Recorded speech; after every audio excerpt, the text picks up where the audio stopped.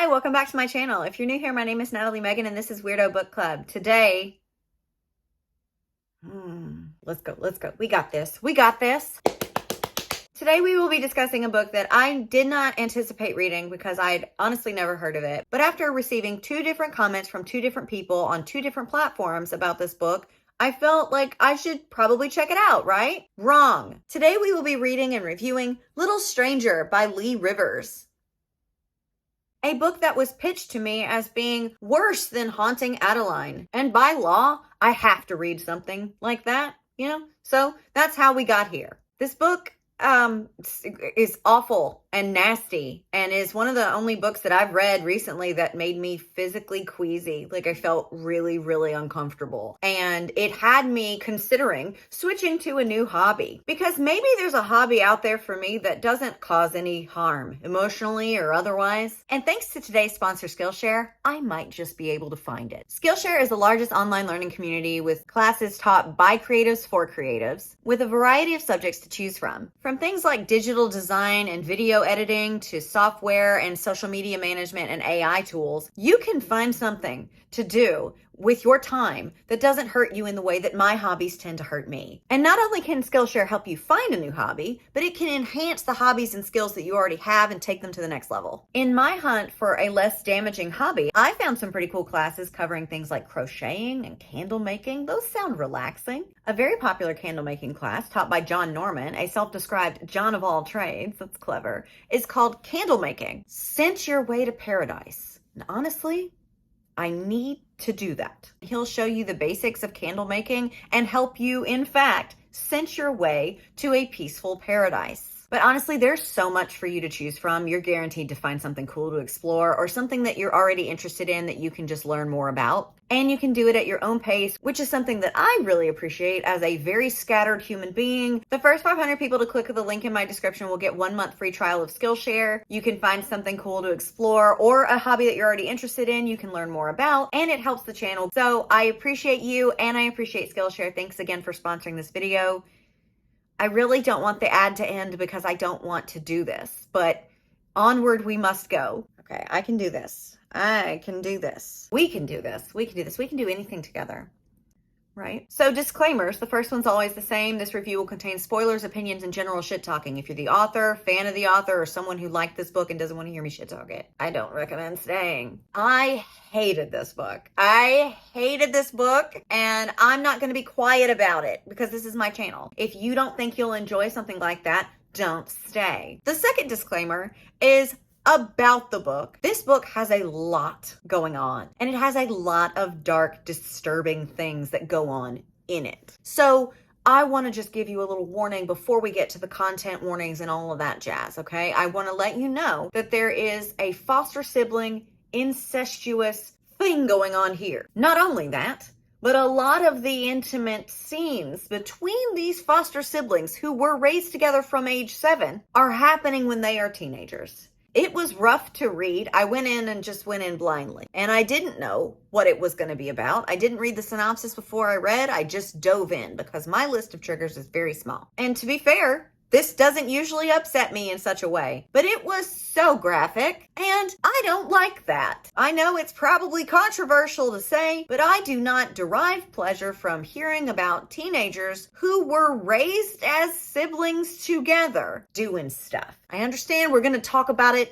in the nuanced way that I try to do here on this channel as we get further into the book, but I just want to give you a heads up that that's what we're dealing with today. And if you don't want to hear that, or if you are triggered by things like this, maybe you can't watch this review and that's okay. I want you to take care of you. There's also a lot of violence, there's unaliving, there's mental illness, antisocial personality disorder to be specific, and it's just not well done. Of course it's not. Of course it's not. So if any of those things sound like something you just don't have the energy to deal with today, that's okay. Maybe you can come back and watch this later, or maybe this video is just one of mine that you skip. That's okay. Take care of you because I can't take care of me. I'm just kidding. I'm okay. I promise I'm okay. I wouldn't read or review these kinds of things if I didn't think that I could handle it, and I promise you that I'm okay, but I want to make sure you're okay too. So that's just Fair warning. If you're still with me, then I assume that means that you're ready to go through this journey with me. We're going to hold hands. I've got my comfy clothes on. I've got a beverage. I recommend you having a beverage or a snack or a pillow to cuddle or a blankie or a big soft sweater. I don't know what it is that you need, but if you need something, get it. Get it. Get it. Because we're going to get into it and it's rough. Oh, third disclaimer, just so you know, on the back of the second disclaimer, I'm not going to be going into graphic detail depicting any of the actual scenes. If you want that, just go read it. I don't want to do that here. I want to talk about the book. I want to review the book and I want to give you enough information to go on without being gratuitous because this stuff is nasty, but I will not be reading a lot of the actual scenes. So if you're here for that, go read it yourself. I won't be doing it. The details of this book are as follows. Little Strangers by Lee Rivers is a 207-page dark taboo romance originally published in October 2023. It is book 1 in the Web of Silence duet, How Delightful. And great news! It's available on Kindle Unlimited, as all great things are. I'm just kidding. Kindle Unlimited does actually have some incredible titles. I read and loved Camp Damascus by Chuck Tingle, courtesy of Kindle Unlimited, and there are a bunch of other things. I have a list linked below if you want to check it out of like Kindle Unlimited titles that I want to read. And there are good things. Please know that there are good things, but there are also some doozies. This is one of the doozies. Here's the synopsis. Owning her is all he ever wanted. She betrayed him and now he wants revenge against the foster sister who became a forbidden obsession the second he laid eyes on her. Again, she was 7 and he was 8. After she sends him to prison for years, he's free and ready to haunt her. Everything about Olivia belongs to Malachi Vise. Her mind, her body, her soul, her fear, her pain. On Halloween night, he can no longer lurk in the shadows. All he has left to own is her heart, even if he needs to take it. Okay, so far so good. Yeah, feeling good? Me too. Can you tell by the way my voice is made up here? This feels like if Haunting Adeline and Carving for Kara had a baby and then they tried to have sex with it. Playlist? That's certainly a playlist, isn't it? Forget it. I want to get over with. What? Now, here's the warning that was provided at the beginning of the book. Don't be fooled by part 1.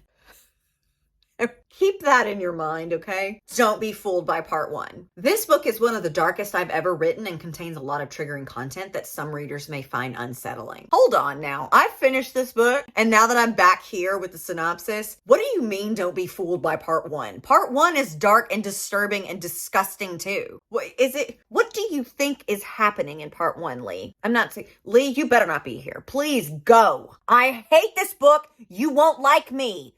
Go. But hypothetically, into the void I speak. What did you think you were doing in part 1? Did you think you were writing a little sweet love story between these foster siblings that...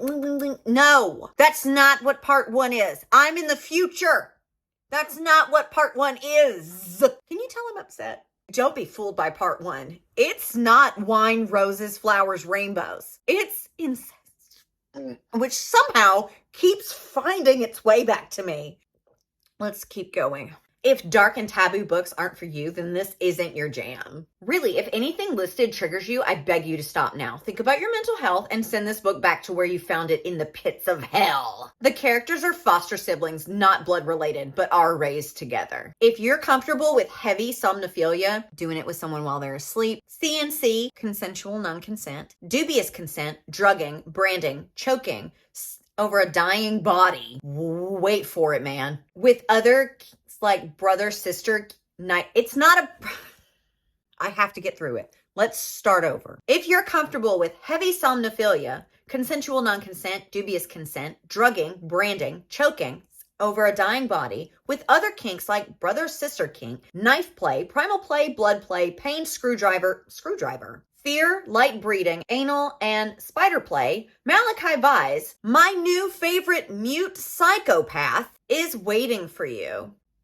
Isn't that great? For the people who left comments asking me to read this, I just have a little question for you. Do you like me? Have I harmed you in some way? Like, do we have a beef that I'm not aware of? Are we fighting? Because It feels like we are, and I didn't know it, and I'm sorry for whatever you're upset with me for. Also, I'm certain, as I'm sure you are as well, that there will be only great representation in here. It goes without saying, really. It's not a dedication, but it says, if a masked stranger presses a screwdriver to your throat and tells you to run, what do you do? If he's mute, how can he tell her to run? Regardless, my answer is run and call the police. But I think the answer that she's looking for is do him. I think that's the answer. Okay, so part 1, Olivia.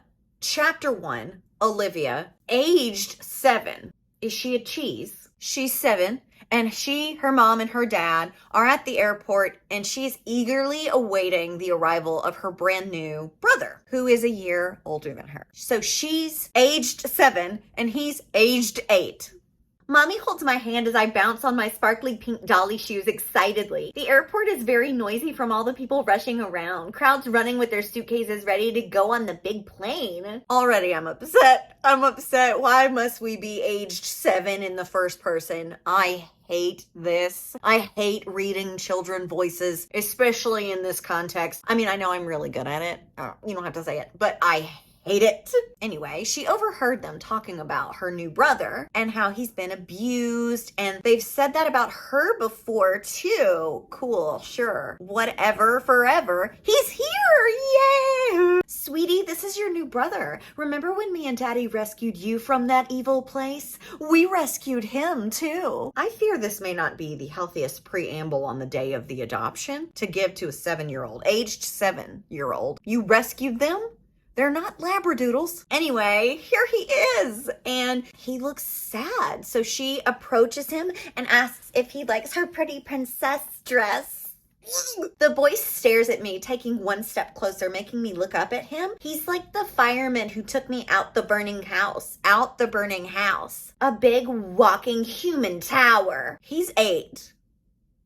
How tall can he be? The average height of an 8-year-old boy is around 4'6". I looked it up, and it's pretty similar for girls, give or take a few inches. Someone should check his pituitary gland. While the parents are off signing papers and whatever with the escort that brought him here, he is doing something with his hand. Again, he is, as the author so lovingly put it, a mute psychopath. So what he's doing with his hands is sign language, American Sign Language. And then he gestures towards the door. She, being 7, is like, oh, I like fun. Are we playing hide and seek? And then they run off. They end up in the men's bathroom stall where he's still signing something to her that she doesn't understand. And he signals to her that he can't talk. And then their dad shows up and yells at her first and then yells at him. Equal opportunity, I guess. You're on strike, little man. 2 more and your ass is going to a new home. You're Malachi Vise now, and the Vises don't step out of line. So get used to it. I just want to pop in and say that I don't think it's appropriate to scream and threaten a kid, an abused child, with a new placement and a new home. If he makes mistakes, it just doesn't seem very responsible or healthy in any way, and it doesn't seem like anyone's screening these people. The boy signs, I'm sorry, and then the mom's like, look, sweetie, he's signing sorry. We'll teach the entire house and all of the staff how to sign so he feels comfortable, which is great, but they have like butlers and stuff. That's what I want to note here. Butlers, chefs, lovely, great. And Olivia tells us that she likes her new mommy because she doesn't scare her like new daddy does. Daddy yells a lot, apparently.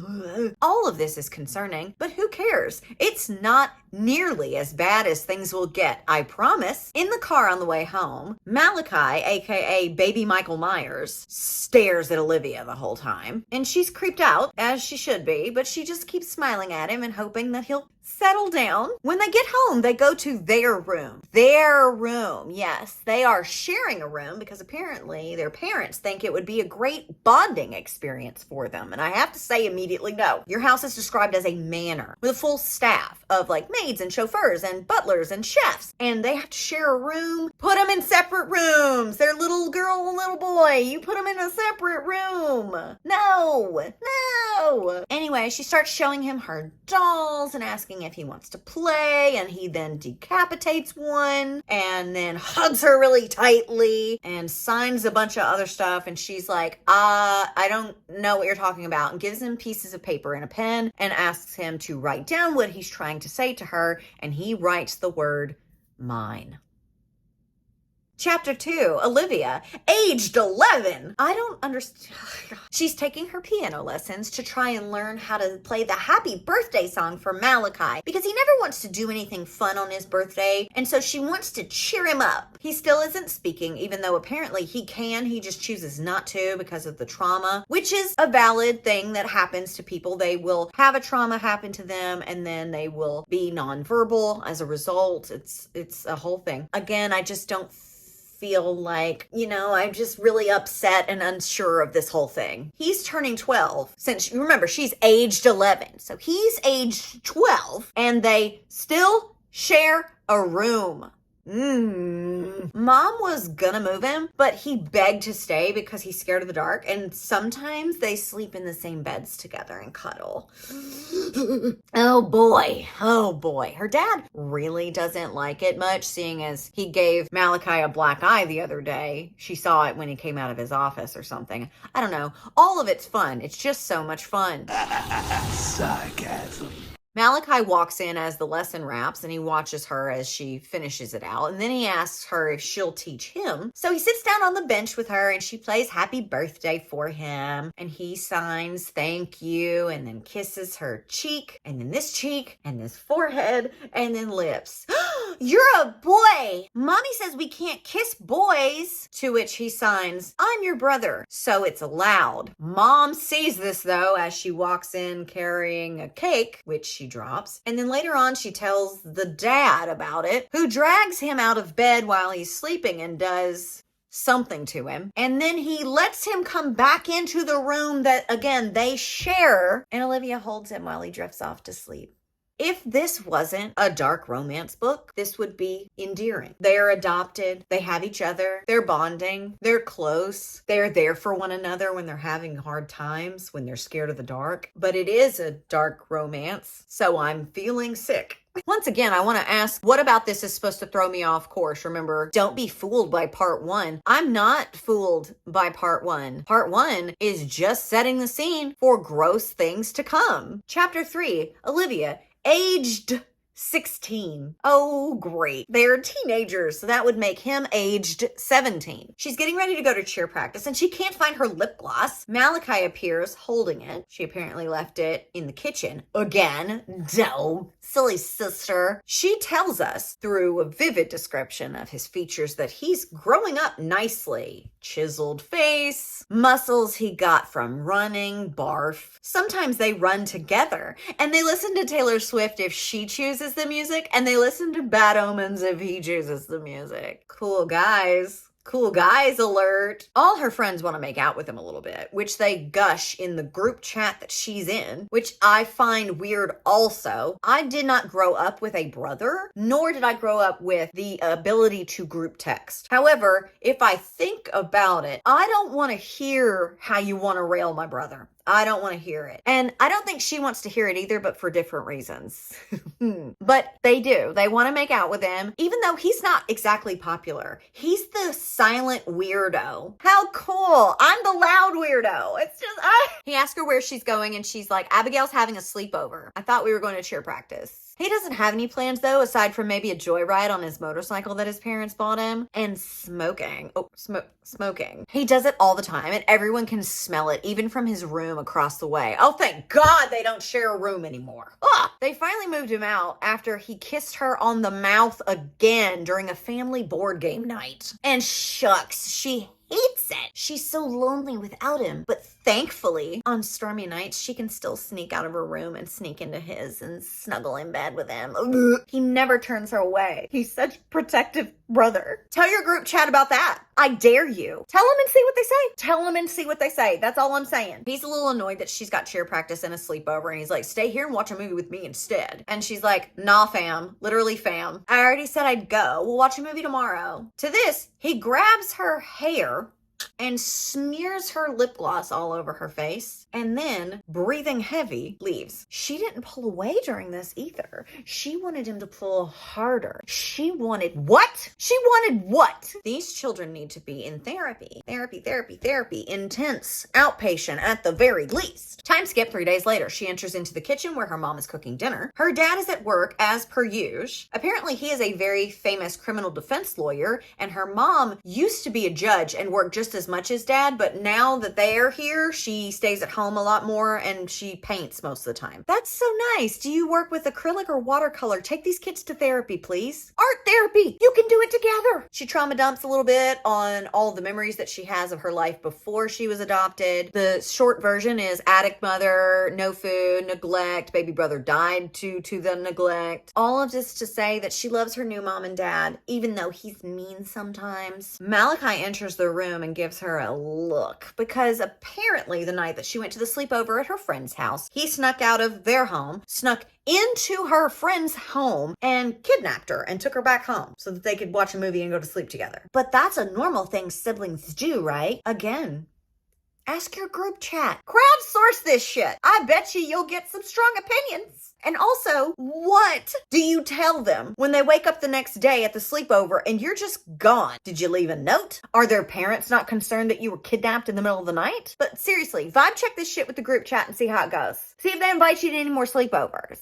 Yeah. Chapter 4, Olivia, aged 18. I love it. She and Malachi are leaving the pet store with a tarantula.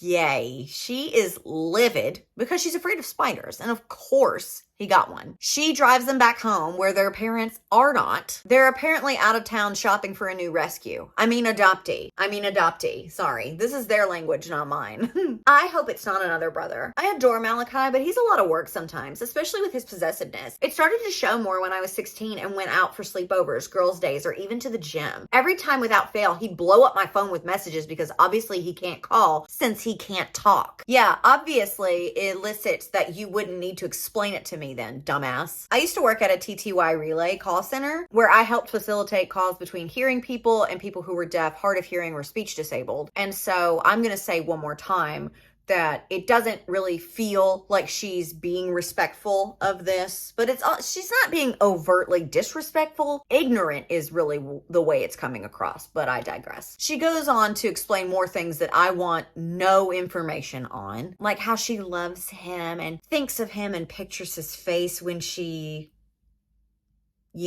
puke. Before they go home though, she stops to get gas and he's like, "You're not wearing your lipstick." And she's like, "I like the red lip better." And he's like, "You look like a hooker." Incestuous, obsessive, and a misogynist. Oh, what a trifecta of a fun mixture. Then the convo turns to how her parents expect her to get married because she needs a man to look after her. And apparently they care so much about this. This is a weird part. The whole book is weird, but this was one of those ones that just didn't make sense. None of it makes sense. Whatever. This is weird. Another weird part of this book. The parents are so concerned with getting her married that they kind of arrange it for her in several different ways, like with different other children her age. I don't know. It's very, very strange. And it's an odd take, seeing as her mother is a judge. And you don't just wake up one day and decide to be a judge. That requires a lot of hard work. So you would think that she would have a better sense of understanding that women are actually their own people and they're fully capable of taking care of themselves and they don't necessarily need a man unless they want a man and want to get married. You would think that she would have that, but I guess not. And as she's explaining that she's expected to get married, Malachi starts to get mad. She goes up to pay for the gas and bumps into an old classmate named Adam. They have this innocent conversation. So this causes Malachi to get out of the car and storm up and bash this man's head into a brick wall repeatedly to where she hears the bones crunch. Then he grabs her and tosses her into the car and drives off as the cashier's on the phone with the police.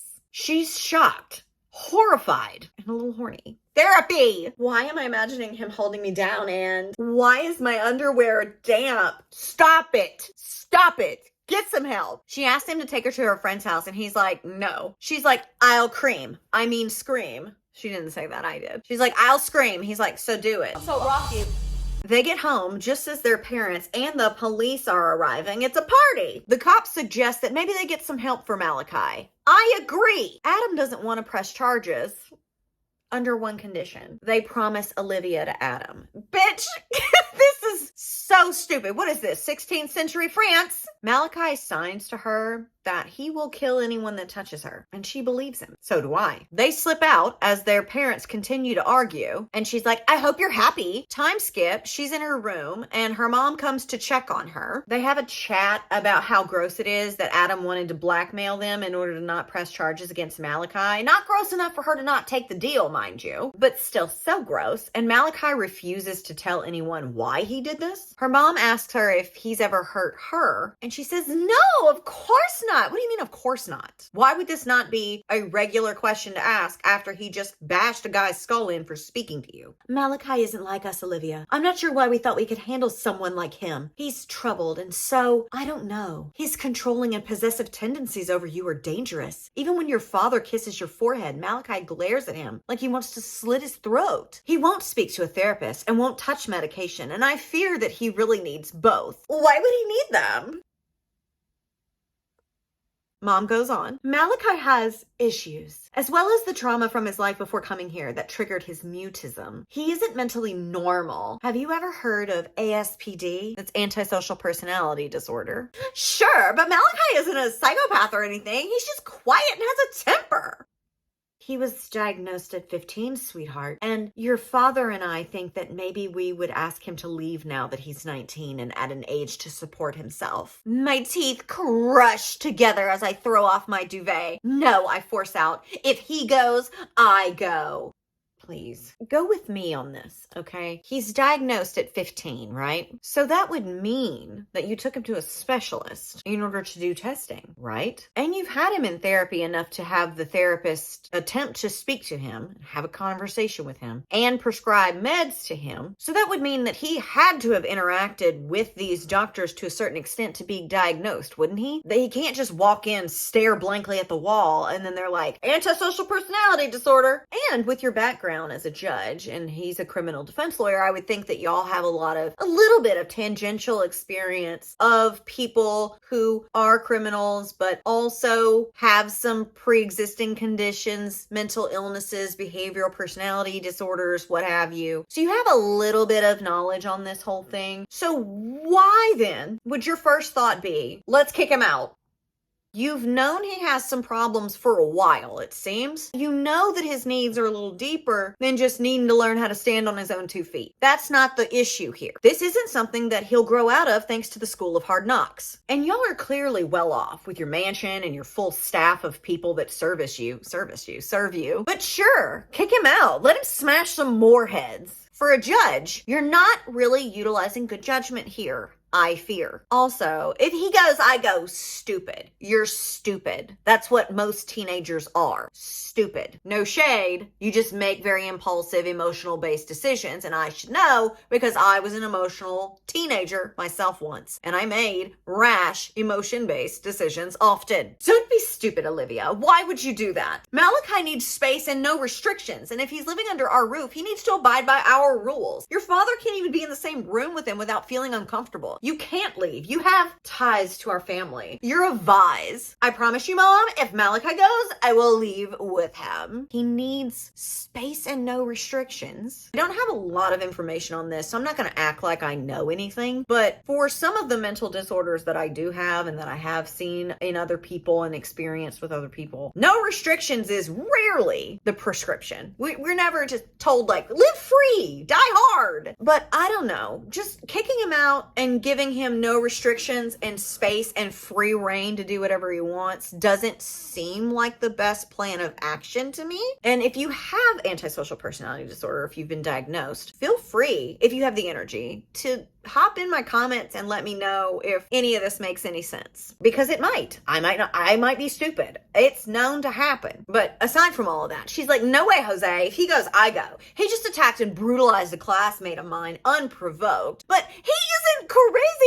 Great. Solid thinking on her part. Everyone in this book so far have their brains turned all the way up. Mom goes on to say, fine, one more mess up and he's gone because we have fed, housed, and clothed him for so long. Our job is done, Olivia. And Olivia's like, is that how you feel about me? And she's like, no, I love you both, but he's dangerous and he makes it harder to foster other children. Because what if someone else comes in here and wants to be friends with you, Olivia? Will he bust their heads too? Can I just say that as a parent myself, your job isn't done when they turn 18. You still have to parent them thereafter, because that's the whole thing. You're a parent for a lifetime. And like, the morality of this entire family is in constant disarray. On one hand, they foster and hold prominent positions in the judicial system. On the other, they consider Malachi a weapon, their words, not mine, with no empathy, their words, not mine. And they have arranged relationships for Olivia to keep Malachi out of jail, and because they think she needs a husband. She's 18. I just hate everybody, I think. She asked Olivia if she would be willing to speak to Malachi about therapy and meds. Then maybe they can help him avoid prison. And also, we should go dress shopping for your date with Blackmail Adam. See, just what are we doing? Her mom finally leaves, so she drags out her laptop and starts sleuthing her way through antisocial personality disorder. And she isn't upset because of what she finds because it sounds so serious. No, she's upset because it probably means that he can't like her back. He's incapable of liking her back. Then she's like, no, he's my brother. I shouldn't want him to like me back. He doesn't want me into next week the way I want him to. Hours later, after pondering on what it must be like to live inside his brain, she scales the side of the house and goes and slips in his window, where he is shirtless and lifting weights. Bench pressing alone in his room. That's not safe weightlifting protocol, my guy, but hey, you know what? Carry on. He looks super hot doing it, and that's all that really matters. He notices her, and she's like, I couldn't sleep, so he silently walks over to her, probably smelling like ass, and takes her hair out of her ponytail for some reason, and then rubs it all over his face so he can smell it. Normal. She loves it, though. She loves it. It's weird, but it calms him down. He loves my strawberry scent shampoo. Actually, when I changed it once, he destroyed it and then filled up my bathroom with an endless supply of the kind that he likes. Normal. Why does he have to be my brother? Girl, I don't know. Leave me alone. She starts to talk to him about meds and therapy, and he's not interested, so he turns away and starts the shower. And she sees the tattoo that they went and got on him a few days ago, saying, I would rather stick pins in my eyeballs than get a tattoo. Who wants to be punctured with needles over and over again? No, thank you. Brilliant. You're an idiot. He told her he wants to tattoo her name on his thigh. What the hell is this? What the hell is this?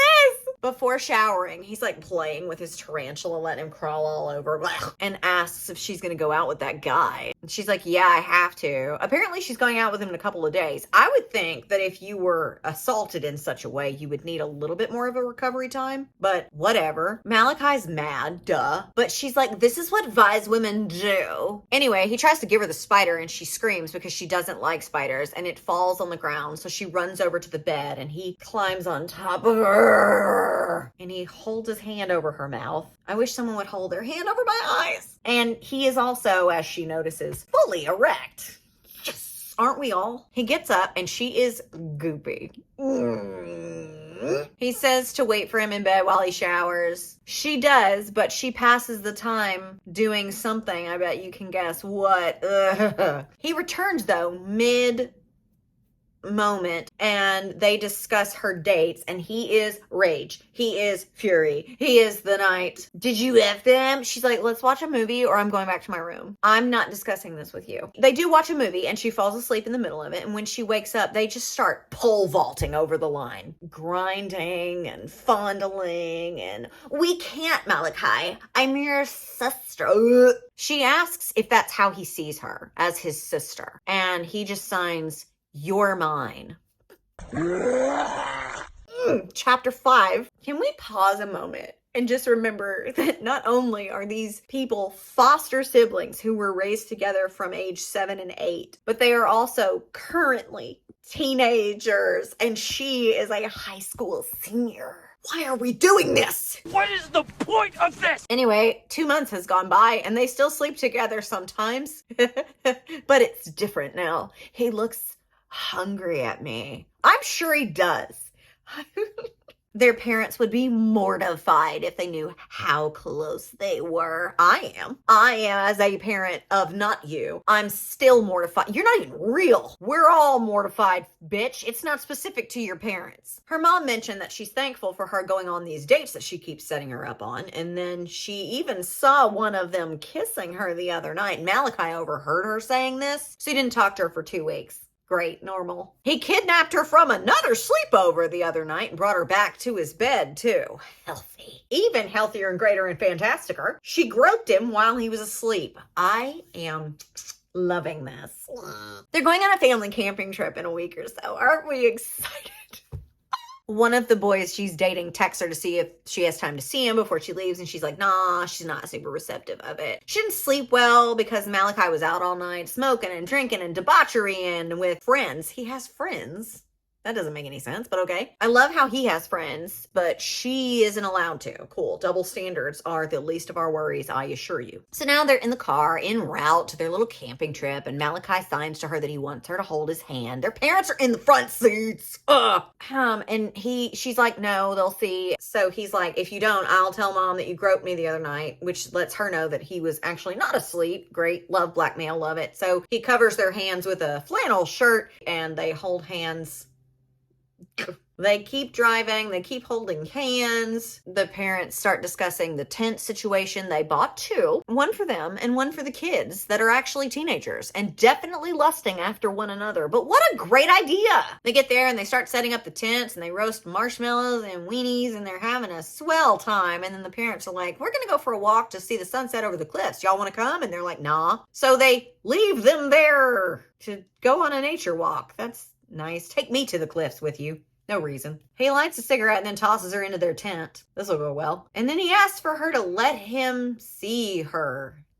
Sans clothing. And she's like, but our parents. But I'm your sister. But you've probably seen other girls. Why do you want to see me? I don't know. I'm trying really hard to make this fun. I'm trying really hard to think of fun little things that we can do in between all the yuck. And it's a challenge. It really is. Anyway, she finally agrees, but she's like, let's make it a game. I'll ask you a question. If you answer it, I'll take something off. If you don't answer it, you have to take something off. Oh my God, so much fun. We do love games in this family. Not to sound like I'm enabling this, because I am not, but do we think this is the proper setting and circumstance to play this little game? She shared my worry, and he's like, nah, we'll hear him coming back. You might not, though. And it's a tent. It doesn't have a lock on it. God. Yeah. So she asks him about his friends and if he's doing drugs and if he remembers how to talk and if his voice is deep and if he's willing to let her hear it and if he sees her as a sister, because she has friends who have brothers and they don't act like this. So he takes his flannel off at that. Apparently he's not going to answer that question ever. She asks if he has piercings. He says yes. But when asked where, he just takes his shirt off. I bet I know. I bet I can guess. He says that her questions are boring, so she goes back to the why do you want to see Meg question, and he's like, I want to see all of you. And that's not an answer, but okay. She's now fully bare up top, but holding the bra to her, and he's like, show me or I'll make you. And she thinks that's kind of hot, but also tells him, stop being a caveman. I'm getting real sick of cavemen being involved in any of this. The cavemen slander, like they're not here to speak for themselves, so I'm going to speak for them. We don't know cavemen, okay? We don't know what they were like. They might have been just the sweetest little angels that were just a little gruff looking on the outside and only spoke in grunts. We don't know. Anyway, she's exposed and they're both a mess about it. She asked why he attacked Adam and he's like, he was taking what was mine. And she's like, I'm not yours. I'm your sister. And he's like, no, you were mine when we were kids and you're mine now. Ugh. Gross. Throw them over the cliff. I'm speed running this because this was very drawn out. Ugh, they keep going. He asked if she would touch herself in front of him if he asked her to, because he sees her do it a lot through the window. And the cameras that he set up in her What a great idea. She says, I think I'd do anything you asked me to, as long as it was a secret. Great. Long story short, she gets completely naked and goes to town on herself. And he watches and licks her fingers. But she draws the line when he tries to kiss her. No way, Jose. And she's like, no siblings do this. Don't be weird. Much too late for that, my dear. He also makes this weird aside about how they're not blood related. I don't care. The parents come back to their own tent and they are like, I guess the kids are asleep. And then they go to their tent. Chapter 6. Malachi hasn't spoken to her in weeks. Okay? Weeks. Good, honestly. I hate this so much. Stop speaking. When he's mad at her, he gives her the silent treatment. He shuts her out completely. Literally and figuratively, because he can't speak, we remember. And he also just locks his window so she can't get in. Good, keep it locked. Cement that bitch shut. She mentions that she invited one of her boyfriends over just to see if it would get a reaction, like maybe he would sneak in her window and strangle him or something, but he didn't. I'm sorry? What if he did? Are we cool with that? This smells like complicity. Anyway, tonight is hell for Olivia because Malachi is on a date. He doesn't date. It's a nightmare for me too because what if he smashes her head into a table or a plate or something because the waiter is overly kind to her? But that's not what has her worried. Oh no, she's worried because she's jealous. She texts him a lot and he hasn't been responding, but she texts him again anyway to ask how his date was. She is freaking out. I am too, but for different reasons. Even though she's been going on dates for months because her mother makes her, she decides to go take a bubble bath. And while she's soaking, Malachi appears out her window watching. She's like, you can't just ignore me and then show up. Mom's prepping for the new foster next door. She'll hear you. She'll smell the smoke. I removed all of your cameras, you pervert. And he's like, not all of them. He gestures for her to lay down, and I'm not doing this, so I skimmed. They talk about his silent treatment, his date, which was over before it began, apparently. She's horny for him and wrestling with it, but not hard enough, baby angel. Finally, he asks her to teach him how to kiss because he's never done it before. Seventh heaven would be proud. He's never done it before, and he's only comfortable with her. God, this is so long-winded and disgusting. She agrees after reiterating how wrong it is, and he tells her, keep going, little sister. Barf, hurl, puke. He asks her to tell him what she likes. She's like, I like to be choked. I like kisses that hurt. So he does, and she teaches him how to do other stuff, hand stuff. And while she is cresting that beautiful wave of pleasure / depravity, her mom knocks on the door. And as her mother is speaking to her through the door, she arrives passionately. How does one arrive at their destination at the literal hands of your brother while your mother, their mother, I'm sorry, is knocking on your door and speaking to you? This is sick. I want to take a moment really quick and serious cap it. If you want your own serious cap, they are for sale on my Etsy. Just shouting that out real quick. It helps support the channel. Anyway, serious cap. I understand that this is a common theme found in corn, okay? You can go to websites and there's a step sibling. My stepdad helps me with my homework. All that. I understand that it's like a fantasy. I understand that, okay? I want you to hear me when I say that I understand that. However, in those moments, first of all, they're not gratuitous. It is what it is. You get in and you get out. But also, there's an assumption when you're engaging in corn like that those 2 people or 3 people, however many, I don't know what you're up to, that are on the screen are actually not related. They are 2 fully grown, consenting adults that have consensually and voluntarily entered into this whole like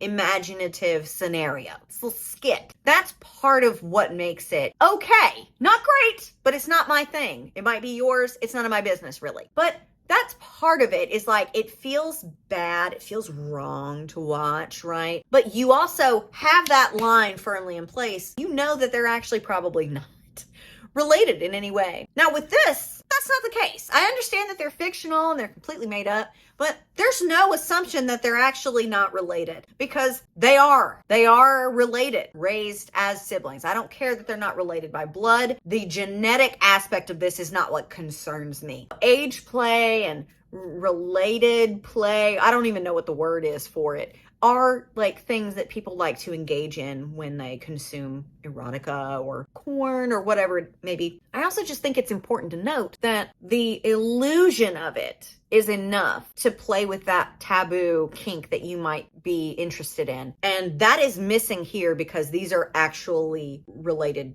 people and they're teenagers. So that's where I'm having a problem. I don't shame people for the kinks that they choose to participate and enjoy. That's not my bag. I'm never going to be able to do that. But it's not incest play. It's not imagining they're related. They were raised together as children, rescued from a traumatic childhood, adopted by parents who provide for them, and they were raised alongside one another from age 7. So no, there's a difference. There's a stark difference for me. I don't know how you feel about it. You can let me know in the comments and maybe expound upon it in a more articulate way than I am, because I am neck deep in pain. This is causing me pain. But anyway, that's all I wanted to know, really, why it's important to have the imaginative line, whatever. I don't even know if there's a point to this.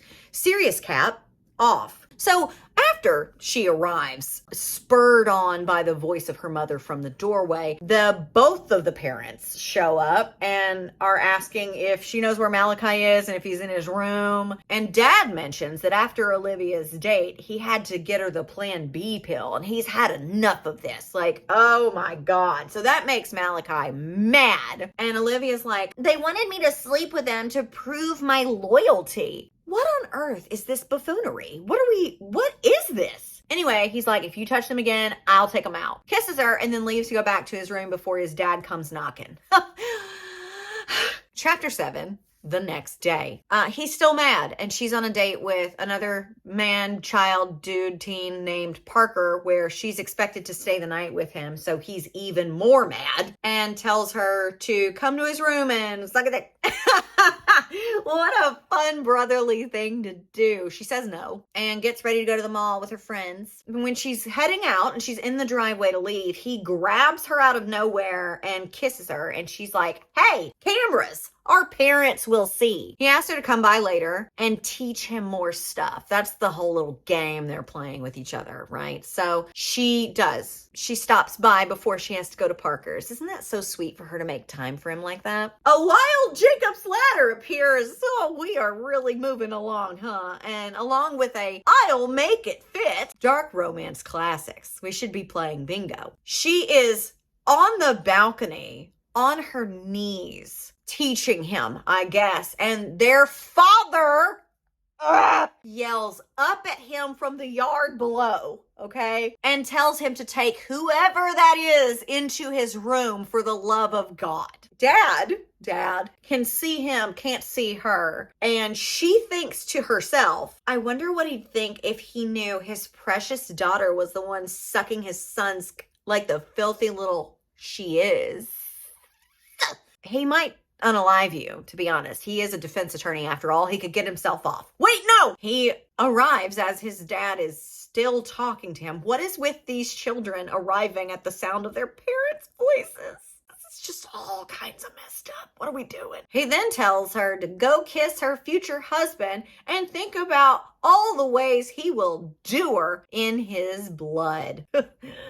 Hot. Time skip, date night with Parker, the guy her mom apparently paid her to bang. I don't understand the dynamics at play here, but whatever. They're at a party. He's doing lines. He makes some like crass comment about her when she'd rather be home with her brother. And I just want to go cry in my shower. I might do that real quick. He offers to let her blow all of his friends. And she's like, screw you guys. I'm going home. And he slaps her. Unless you want the world to know your mom sold your V card to me for $5,000, I'd open those pretty little lips of yours and stick out your tongue. Why did you, not why stick out, I got that. Why did mom sell her V card? Is this their scheme? They adopt children for this? While he's off getting drinks, she sends her location to Malachi. Consequences be damned. And Malachi and his friends show up in balaclavas with baseball bats and just take care of business. Time skip, they arrive back home and he's covered in blood, and Olivia confronts her mom about this little transaction that she made, and her dad's like, "You sold my baby angel's V-card? We will discuss this later. Malachi, meet me by the car with your bat." And Malachi's like, "We took care of it. It's handled. It's handled." "Where were you off to, defense attorney? You were going to go do the same thing Malachi just did?" "Okay, great. And dad's like, "Cool, go up to your room. If the cops come by, I'll handle it." See, I don't understand any of the dynamics here. I really am having trouble. Aside from the incest and the weird trafficking side plot, it's just really badly written and constructed in general. But I guess we've learned through so many trial and errors that these don't really have skill at the front of the writing process. We're just out here to upset people. And let me tell you, gold medal for you. I hate this, and it only gets worse. Later on that night, though, he gets another lesson at the buffet a la Sister. Yeah, it's very hip. You've never heard of it? Have you never been? Oh my God, we have to go. No, we don't. He busts out the shocker. Y'all remember the shocker? If you know, you know. And she arrives. Fun for everybody. Chapter 8. God, this is going to be such a long review. Mom's getting ready for the new foster, a 5-year-old girl. Run, girl, run for your life. Olivia's going to spend the night with Abigail for her 19th birthday. Did you forget that these are teenagers? Because I didn't. No. He's like, "Oh, no, you're not." And she's like, "Yeah, I am." I don't know why I give him that voice. He doesn't really have a voice right now. They're getting all loosey-goosey with their affections, so much so that their dad almost catches them, but they play it off pretty well. And dad asks, "There's an open day at the firm next week, and I was going to ask you if you wanted to come with your brother." Oh, those words. Yes, I would love to come with my brother. Get his eyes! Cut him in the eyes! Before she heads off to her plans, he's like, "Come see me or whatever later." And she's like, "Cool," because it's time for our next lesson, which is just a home run. They're gonna go all the way. And she says she wants to hear his voice while they do so. So he asks her to help him figure out how to pronounce her name, because it's a complicated name for him to pronounce. This is so sweet. I'm melting. Time skip, she's shopping with her mom and then goes to cheer practice. She exposits a little bit on how she likes it rough. I did not ask, nor do I care. Before they go to Abigail's, they're in the locker room getting changed after practice, and one of the girls on the squad, Anne, I think is her name, is the girl that Malachi went out with. And the girls start having literal locker room talk, and the girls are asking, "Is it true? Is it true that you banged him? And if he has a piercing?" And Olivia is mad, big mad. She calls him and just screams at him that he's a liar and that she thought she was helping him and he's just a freak and to fuck off forever, essentially. Bravo, Olivia. I mean, you got there. Let's try to stay there, shall we? No? Okay, great. Chapter 9. When she comes home, she's en route. She's calling her dad because she's upset, and he offers to bring them food home and just whatever. She's daddy's girl, apparently. She's also a brother's girl, but we don't have to talk about that right now. She gets to her room, and the idiot's in there. She's like, "Get out," and he doesn't. They scuffle because she's not happy with him and his lies, and he's just taking her slaps or whatever, and he tries to say her name, but she's still really mad, and she somehow ends up underneath him. Whoops! And she just starts blowing him. He asks her to tell him that she loves him, and she's like, "No, I could never love someone like you." And he's like, "Why? Because I can't talk?" Yeah, I don't think that's what it is. I don't think so. They're still fooling around, and she's crying and whatever, and he's treating her like a Ryan's all-you-can-eat buffet. And then their dad shows up and catches them because they're doing this at the top of the stairs in the open room of their home. Oh my God. So dad, being dad and horrified, I'm surprised he didn't. Am I okay? Short circuit. So the dad tries to pull him off of her, which is impressive because I think I would have just vomited or frozen in place completely. So he tries to pull him away, but he is determined to enjoy this buffet. He doesn't even break from it. He just crawls back. It's just, oh God. And so they get into a physical fight, dad and bro, and she tells Malachi not to hurt dad, or dad not to hurt Malachi. I don't know. I was skimming. Malachi hits him over and over. And as he's laying there dying, yes, we're here, Malachi roughly takes her V card. Oh yes, my friends, in case you missed it, they are banging over their father's dying body.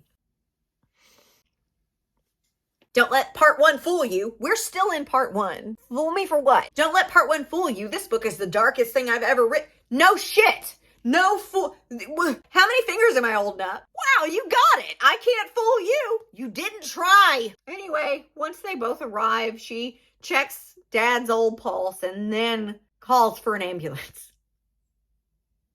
Then she tells Malachi that she's going to give him a head start to run, go, go, go. Okay, let's have an intermission. Yeah, I need one. Do you? I think so. So that's the end of part 1. Before we go on, let's just have a moment here together. Okay, I'm going to touch your hand. How you doing? You okay? This is a lot. And I didn't even get too graphic with it. They did. And if you want that, you're going to have to read it yourself. I'm not doing it. This was the heavily edited and censored version of this. And honestly, each and every encounter between these teenage foster siblings is very detailed and honestly made me a little queasy a few times reading it. I'm not too proud to say I'm sick, I'm unwell, I am ill. So I'm going to give us a minute to decompress, okay? We're going to just unclench the jaw, loosen up the neck and the back, okay? Maybe get a beverage and a snack. I've got one. I've got my little snack packs, cream cheese with pretzels. And then I also have a little bit of my coffee left. This is my second cup. And I'm probably gonna need a third. You can skip this part if you don't need to decompress, but I'm gonna eat some pretzels. Grab your beverage, grab yourself a snack, maybe go to the bathroom, splash some water on your face, maybe call someone you love and tell them that you love them and that you're sorry. For what? I don't know, it just seems right. This would also be a great time to remind you that you should follow me on all my socials. It's Weirdo Book Club on anything. I'm on Instagram, TikTok. I joined Blue Sky the other day. I'm really liking it over there, so you should definitely go check that out. Maybe peruse my store down here or pop by my Etsy or donate to my friend's fundraiser. She's trying to get her family evacuated to safety out of Gaza. I'm going to finish my snack, and I'm also going to let you have a little beans break before we get into part 2, okay? So hold on. We're going to get through this together.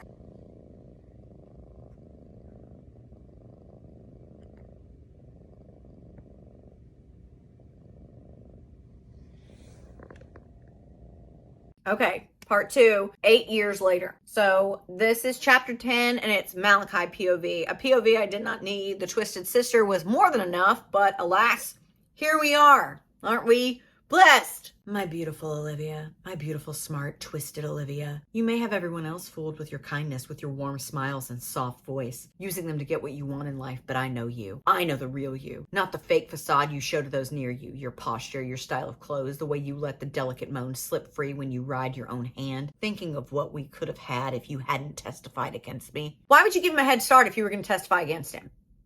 But anyway, all these years later and he still can't let her go. I wish I knew how to quit you. Me too, guy. I wish this was over and I could eternal sunshine it from my memory. Anyway, he was released from prison about 6 months ago, and in that time, he stalks her. He watches her, he sends her gifts, apparently breaks into her apartment whenever he wants to, and reads her journals, where he finds that she also doesn't know how to quit him either. And she is very detailed about how she misses him and wants to be stalked, harassed, chased, held down, forced. But she is living her life while also searching his name on the internet. She goes out, she kisses guys who mysteriously vanish a few days later. Weird. I wonder where they go. Why is she searching my name instead of actually looking for me? Why did she even revisit me once or reply to my letters even? Well, he's here now, isn't he? And he ain't leaving. So also, mom is still alive and she is working for mom somehow, some assistant, whatever. And dad didn't die either. No, he's just got severe brain damage and memory loss and is in a wheelchair. Great, I guess. And she's also set to marry someone named Xander, another arrangement on behalf of her mother. Malachi spends a lot of time with Olivia. Olivia just doesn't know that yet because he has the apartment across the street from hers and he has cameras all over her apartment and pretty much anywhere else she goes. Friends' houses, work, everywhere. He also sneaks in while she is out because he drugs her beverages and he just does her laundry and cuddles her while she's out. And you know what? No, I'm not gonna say that, no. He says he deserves a medal for not essaying her while she's drugged. Do ya? Oh my God, Beans is here. Oh, thank you. Come here. Come here. Oh my God. Oh, I'm having the worst time. You okay? Oh, I'll see you later. He peeped the script and had to dip. Anyway, he's hanging out in her house, having a cup of Joe, Goldberg style, you get it. He reads her texts as they pop up on her computer and finds out that she will be attending a Halloween party soon, dressed as a goth bride, a kind of tongue-in-cheek jab at the arranged marriage that she's found her in. And oh, he can't wait to chase her, scare her, and strangle the life out of her. I'm sure there's a couple other things you're going to do too, but Chapter 11, yay! He goes to the costume store and finds a gas mask that looks like this. He purchases it and goes back home and watches her on one of his mini monitors and gets low-key paranoid about the thought of Olivia getting pregnant. So he Googles if you can perform a how to perform a hysterectomy safely at home. But nothing comes up. Ain't that some shit?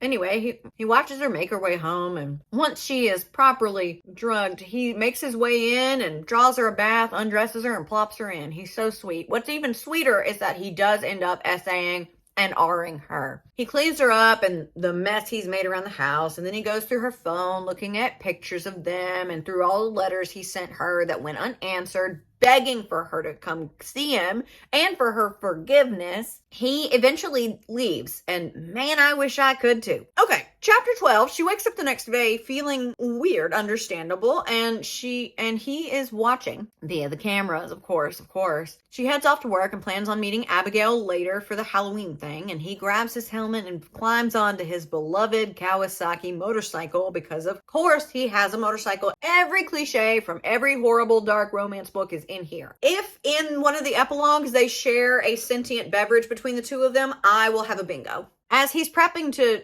leave, she just walks right up to him. Not knowing it's him, of course, because he's got his helmet on. But her journals did say that she'd been noticing the motorcycle guy for a while. So she's flirting with him, not knowing who it actually is, and asks his name. And while he was in prison, he had been practicing speech. While it's still hard to speak, he can say some words. So he just says, Kai. She invites him to the Halloween thing, writes down the address and her phone number and everything, and he says that he'll go. I'm thrilled, and so is she. He heads off, a little angry that she is openly flirting with someone that she's never met and doesn't know. He could be a psycho or totally ugly for all she knows. God, not ugly. Anything but that. Time skip to later. He texts her, and she texts him back. And this is god-awful, and I hate it here. They chat, and the "are you single" question comes up, and he replies, I don't do relationships. I grimace at my own words. I sound like a knockoff Christian Grey without the whips and red room of sexual pain. Plus, I'm not a billionaire. I shake my head. Olivia made me watch all 3 movies back to back one night when we were teens. And I hated it, but I loved watching her watch someone get... I've seen snippets on TikTok, and then I also went to the theater one Valentine's Day with a girlfriend of mine to see the 3rd one, I believe. We thought it would be funny to go see this awful movie and then go get cake. But I don't think there's a lot of in the movies, because otherwise it would have to be an NC-17. I'm not saying that there's not any of it, but like, it was fun watching her watch someone get railed. Like, they didn't really, okay. Correct me if I'm wrong. It's not important. I hate all of this. I'm stalling. Time skip. Almost party time, and with his gas mask, she'll never know who he actually is. He's watching her get ready, and he criticizes her outfit. We love. He grabs a screwdriver for some reason and heads to the party, and when the moment is right, he grabs her and holds the screwdriver to her neck and says, "This is what I do. Run, little stranger." Ah, he said the thing. She runs into a cornfield. My God, another bingo box bites the dust. He catches her, throws her down, demands that she suck the screwdriver. And after that, he inserts the screwdriver into her back door because he remembered all the shit she said about him being crazy on the stand and how she was so excited to be rid of him. Then he shoves his junk in her throat, which I think is a risk because you have a very noticeable piercing, but he is being so aggressive. There's no time to notice that for her. But he's mad again. Why? Well, because she just let a stranger bang her. So he chloroforms her. I don't think she really okay, whatever. Anyway, getting back on the bike is going to be tricky since she's comatose at this point. So he just goes to get the bike and parks it closer to the field so that he can drive her off to an old farmhouse that he recently purchased a few weeks ago. I thought you weren't rich. Well, he said he's not a billionaire, but you just bought a farmhouse? Okay, sure. This is stupid. Chapter 13, they're at the farmhouse. She's still out, so he sets everything up and practices saying her name. He secures her in the basement and then makes her a sandwich and brings it down to her. That's so nice. He also has his balaclava and his mask in place. She wakes back up and she's like, WTF? So he force feeds her the sandwich and finger pops her at the same time. Cool. No, I'm not going to say it. She's crying, but not just from her eyes. And so she asks him to take the mask off. And if he does, she'll suck his... He's annoyed that she's acting like this with a stranger. So he approaches her with a knife and she says, I've got a brother who will take you out once he finds out what you've done to me. And he's like, oh yeah, you love your brother? And she's like, of course I do. He's my brother. And he's mad because how could she say such a thing? How could she say that after what she did? I don't know, man. How could you? How could any of us? He takes off one of the masks since she doesn't know that he's wearing two. And he's like, a deal's a deal. So she drops down. And then she realizes that he's pierced. But she still doesn't put the pieces together. His name is Kai. Parole was up already, so he's out. And she knows that because she's been Googling him. Whatever. So anyway, he lights up a cigarette and then burns her mound with it. And she seems to enjoy it, so he burns a bunch of other spots too, and then licks all of the wounds. This is small potatoes, okay? But just stay with me. I feel like this is unhygienic. Time skip, she's been out for 3 hours and he's bored. So he goes and gets some chains and gives her like a chain wedgie. She's like, there's a pulley system. She's suspended. The chain is, he just so happens to have this pulley system set up in this farmhouse he just bought on a whim 3 weeks ago. Sure. The chain wedgie wakes her up and she spits out, F you, my brother's gonna get you. And then she starts grinding on the chain. He then slices himself to oil up her back door, not in those words, but like, can I go home? I just want to go home. And after he takes her back door, he declares himself an official ass man. Hey, yes, man's in town. And once he's done with her, she will swear herself to him. I thought you were going to take her out. Is that not the plan? Have we changed the plan? Chapter 14, she's out again and he's reading her emails. Love that. I'm so freaking tired. I want this to be over, please. She wakes up and he's playing with his new tarantula since they unalived his old one after he was convicted of a crime. She's like, don't you dare come near me with that thing. I love how none of this is clicking. I understand she's in a precarious situation, but come the hell on. He info dumps a bunch of shit no one cares about, like his parents hated him, memories, how he's never actually been with anyone despite what those girls in the locker room said about him. They were spreading rumors, blah, blah, blah, no one cares. He, in fact, does bring the spider close and lets it crawl on her, and she's like, no, I'll do anything, but he doesn't listen, and instead he just enters her while whispering in her ear, itsy bitsy spider. She arrives because of course she does, and so does he.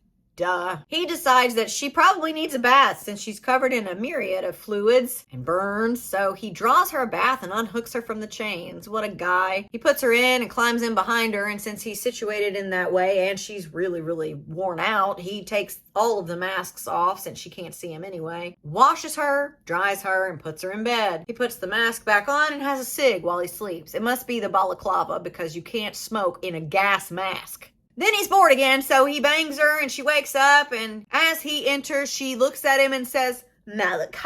I don't know why she just all of a sudden knows who it is, but sure. Maybe the bath really set her back on the straight and narrow. Chapter 15, he freezes and she says it again, and she traps him with her legs, like wraps him around him and makes him take the mask off and traces his face. Hello? The next thing she says is, "You can talk? Ma'am, big picture, please." Anyway, they bang. She wants to hear him moan, so he does. And they arrive, brava.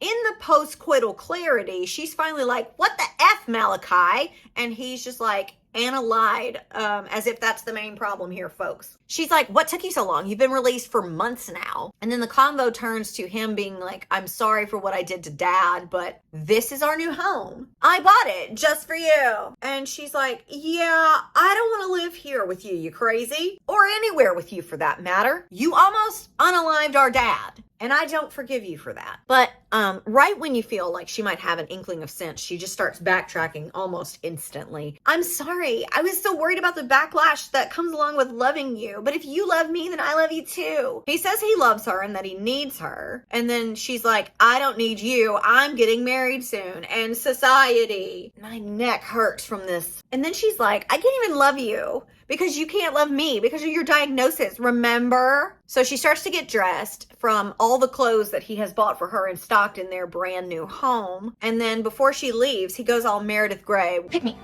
Choose me. Love me. Because no one ever does. She leaves. Says to leave her alone and leaves. He falls to his knees, says her name, and tells her that he loves her, but she leaves anyway. Epilogue number 1. Olivia, 2 weeks later. She's getting married to Xander, and she looks haunted as her mom helps her get ready. She hasn't been sleeping. She cries all the time. She begs her mom not to make her do this. 8 years later, 18, so you're 26? Why are you I don't understand any of this. But she's like, "Forget it, Olivia. We already signed the contract." Also, the other kid that they adopted, the 5-year-old, she's there. She's a bridesmaid or whatever. And I don't remember what her name is, but she's also there. And that's when Olivia just decides to spill, "I was with Malachi when you were trying to call me the other day. I'm in love with Malachi, and damn anyone who tries to judge me for it. We aren't blood related, so it's not illegal. That does not matter to me, Miss Ma'am." Then her dad comes in. Her dad, who Malachi, if you forgot, tried to unalive, and then they both did it on top of. And she spills on him too. And he is remarkably and inexplicably pretty chill about it. Supportive even. He's like, "From the PIs I hired to tail him, he seems to be in therapy as of 2 weeks ago, and you did always see the good in him, pumpkin cupcake. Maybe I can try to forgive him. I'm so sorry. I know that you had brain damage and memory loss and all that stuff, but if he knows that he got out of prison and he was hiring a PI to follow him and all this stuff, that means that he must know what this guy did to him and to her through court testimony alone, right? And so forgive him for munching on your daughter on the rug at the top of your stairs in your home. And then when you tried to stop him, he attempted to unalive you and then roughly took her virginity while you were laying underneath them, almost passing away. Is that what we're forgiving him for? That's what we're able to forgive? I am not forgiving. As a Capricorn, eldest daughter, who's just exhausted from the responsibilities of life and the bullshit that comes along with knowing other human beings, I hold a grudge like a son of a bitch. You're not getting me to forgive you. No, I'm not capable of forgiveness of this magnitude, and I don't know anyone else who is either. This is absolutely ludicrous. So her dad leaves, and she speaks out loud to a hopeful camera that might be in the room and asks if Malachi's coming to save her. As she's descending the staircase 10 minutes later, her dad is there to meet her, and he promises that he's going to get her out of this. Just smile and stay calm. She makes it about halfway down the aisle before they tell her to run, and she does. She hops a cab, gives them the address to the farmhouse. She arrives, and there he is, and it's all so magical. She runs to him and confesses her love, and he says it back clear as day because he's also been seeing a speech pathologist on top of the therapist and taking medication, which honestly I would be rooting for if I hadn't been through all the stuff I just went through. I don't give a shit. It's been 2 weeks also, okay? Meds don't work like that. Klonopin or an Adderall, those work pretty quickly. But my Zoloft that I am prescribed for anxiety and depression depression, it takes about a month to get into my system and start seeing the effects of it. So 2 weeks, what the fuck ever. Epilogue 2, Malachi. Yes. He chases her through the woods while reminiscing with us about their love story. Ugh. I won't make you go through it all again. I don't want to go through it all again, so let's just keep going. He catches her and he bangs her in the woods roughly up against a tree, asks her if she'll marry him. She says yeah, somehow, some way. He carries her inside. They have a bath and another bang, and he's like, tell me what you want so I can give it to you. She's like, just you. And maybe a kid one day, I don't know. And he's like, you aren't worried that they'll be like me? And she says, there's nothing wrong with you. I disagree. We disagree. He says that his therapist says that they've got a lot of work to do. Understatement. But he will get better for her. She chose me. Finally. The end. ... Or is it? It is for me, bitch. 1 star. Half star. Quarter star. No stars. This was a goddamn nightmare to get through and to behold. I need a second before we wrap, and I think you do too. Okay, so what have we learned? Anything?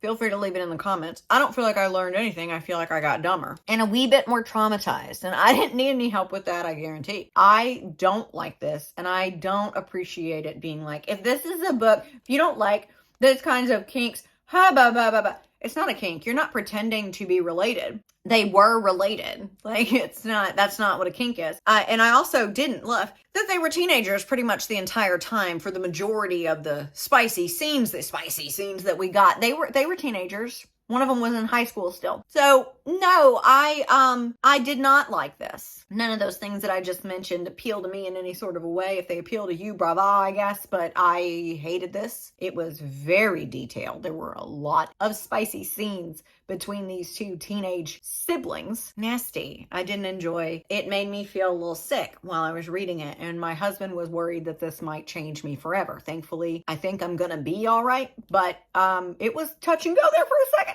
I also still don't really understand what she meant in the author's note that was like, don't let part 1 fool you. This is a dark book. Yeah, it was dark from the moment you put pen to paper. I don't know if you thought that part 1 was this ooey gooey sweet little cinnamon roll love story between foster siblings. And then part 2 was like a violent, murderous revenge plot on behalf of the brother who was sent to prison. It was all gross. It was all dark. It was all depraved, dare I say. So there's no room for me to be fooled about anything. I was not shocked by the sharp twist because he was always a burgeoning psychopath, diagnosis or not. And she was always way too into it. So there was no, I have been fooled by things before. It has happened. For instance, I was fooled into thinking that we wouldn't have a second term with old boy.